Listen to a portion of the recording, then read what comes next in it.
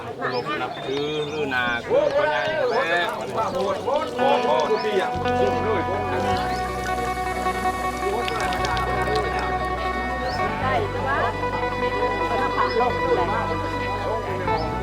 มือนี้โมกค่ะลุงมือนี้แล้วพระลงค่ะว่าลูกใครอันนี้เบิ่งได้ค่ะลุงดิลุงนั่นมาแล้วพ่อดีไหมดีไม่แห้งหายเค็มหายขยันแล้วเว้ยมีลำรวยร้านกับพ่อเลยให้มีผู้รวยลำรวยแต่ก็ไม่บ้าแล้วเว้ยดีไม่แห้ง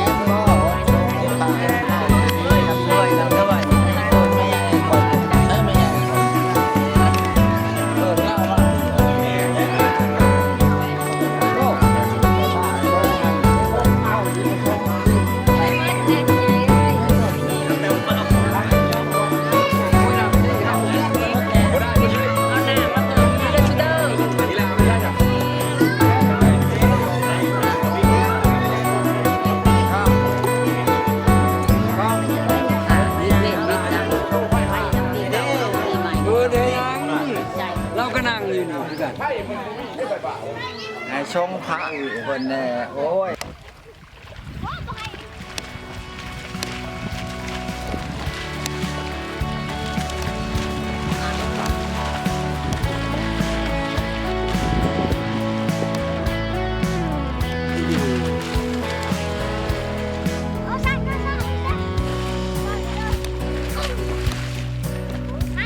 สองคนเอาเปลี่ยน